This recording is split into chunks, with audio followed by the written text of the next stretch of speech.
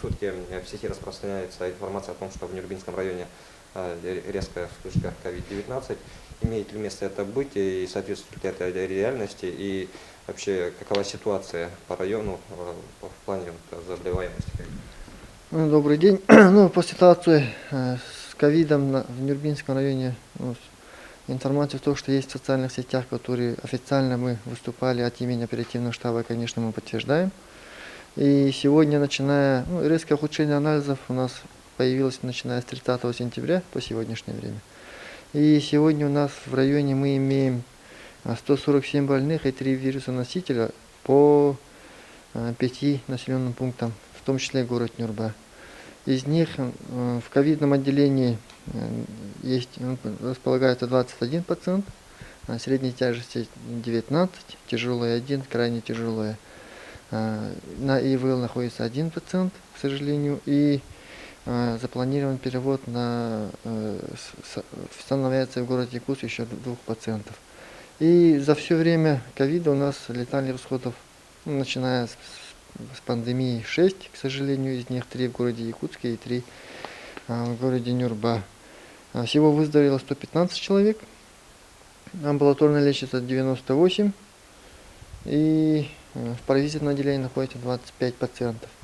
Оперативным штабом вся деятельность контролируется, идет тесная взаимосвязанная работа как и с республиканским оперативным штабом, так и здесь на местах. Все аптеки и образовательные учреждения рециркуляторами и средствами дезинфекции обеспечены. Ежедневно мы проводим дезинфицирующие мероприятия и в районе ввели полную систему термометрии, когда во всех учреждениях и местах массового скопления людей проходит обязательная термометрия сотрудниками. И в связи с прогнозными тяжелыми ситуациями мы до 24 октября перевели все образовательные учреждения в дистанционную форму обучения, и детские сады оставили дежурные группы. И перевели на удаленный режим работы все учреждения в районе, кроме органов местного самоуправления, органов власти, грубо говоря, и предприятий организации жизнеобеспечения.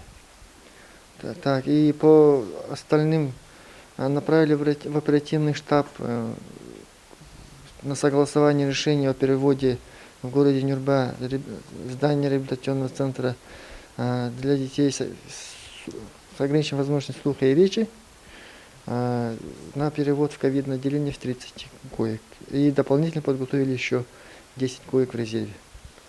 Так, и по ситуации в общем, мы, конечно, сейчас тесно работаем по выявлению очагов и локализации очагов инфекций, потому что имеет место быть, что это очаговые заболевания. И прогнозно ждем положительных результатов, улучшения ситуации после 24 октября. А медицинские учреждения обеспечены ли всем оборудованием в плане ИВЛ и так далее? ИВЛов у нас в районе 6 штук, и с оперативного штаба республики в пути еще 3 ИВЛа, которые нам планово не предусмотрели. В аптеках лекарственные препараты присутствуют, но имели место быть ограничения по орбидолу и грипферону. Но сейчас на следующей неделе уже ждем буквально завоз, а все заменяющие препараты, они в наличии в аптеках есть, и так же, как и маски, и все средства индивидуальной защиты.